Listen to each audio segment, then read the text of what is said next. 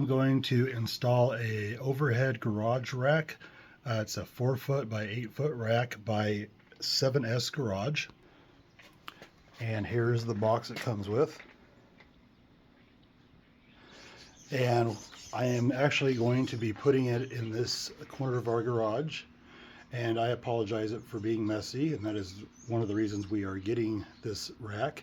So I will be moving this makeshift rack that I had made out of some pieces of wood and an old door, and we'll be mounting it directly in the back corner of my garage.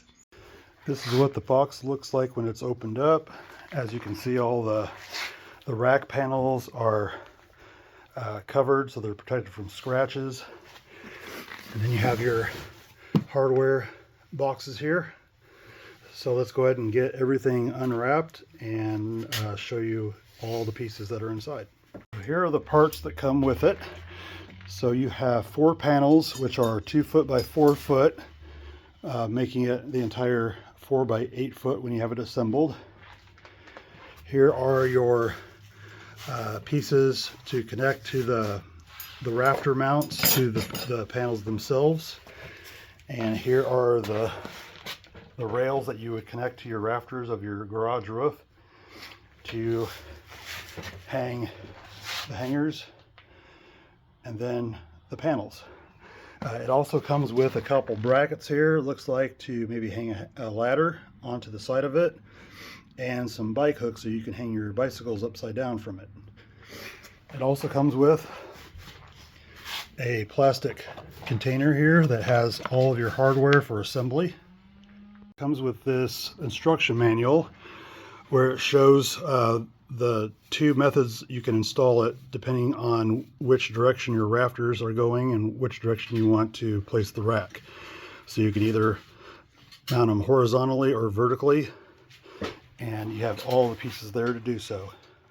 Now in this plastic bag here you have some thumbtacks, and then it comes with this measuring tape which you place on your rafters so you can drill your mounting holes and mount your rails to the correct width. So it comes with these strips to measure off your 4-foot section. So I'm going to install mine from this side of the garage on the 4-foot section, and then go this direction 8 foot across, so it's suspended in the middle, and this whole area of the garage will be open as well as on this side of the rack. Now when you're installing these hangers, they are 24 inches long, and you leave a 24-inch gap in between each one.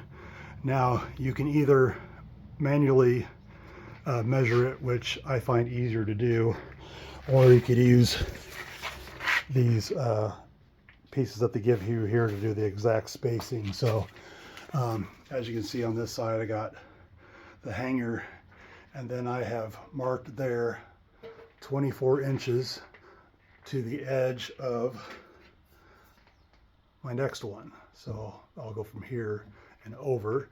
And as you can see, I'm going to have to take a little break here and move this light out of the way because it will be in the way of the third one that would go down there. So I got the first hanger installed, and what I did is just pre-drilled the holes with a wood bit like that, and then I used my impact wrench to install these lag bolts to hold them up. Now it does come with this little tool here for the lag bolts, which you can put like a screwdriver through and use it to twist the bolts in, but I prefer more power. If you have maybe like an 24 volt drill with a lag bolt bit or hex bit, you can use that, or you can use an impact driver like I did. Now we have all 6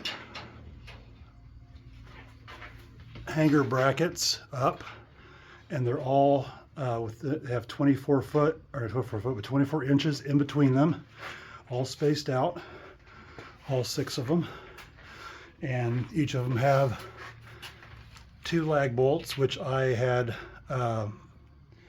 put in, pre-drilling a hole, and then using a impact wrench with a socket attachment, which makes it a lot easier to get those in. So next we're going to install the parts that hang off of those, and then eventually connect to those panels. And then put the hanger pieces like this, and in the four corners using the bolts, nuts, and washers. So there are 4 corners and 2 in the mid section of each panel. And there's the other corners. And then you have these pieces here that slide up, and they have numbers on them, 1 through 7, and you can raise or lower these up and down to get your desired height for your for the deck panels. And since my garage ceiling is so low, I have it on the very minimum, so it only reaches to this level here, but you can go further down if you have a higher rafters or higher ceiling. All right, so we got the lower part of the hangers attached to the upper part, and these will actually slide up and down depending on how low you want your storage unit to hang. So we have ours at the bare minimum, so we have a very low ceiling. So here's our corners, are this ones that go on the side, and the other corners. And these are the panels my son put together. They're 2 separate 2x4 panels that are connected at each end with these brackets and 4 bolts and washers and nuts. And the other one is over there. So now we're going to take these panels and hang the first one up first from our wall to here, and then we'll hang the second one from there to make it 8 foot that direction, 4 foot that direction. And here you have it, the completed project. It's 4 foot from side to side, and from here to the wall it's 8 foot, so I can stack stuff up on it.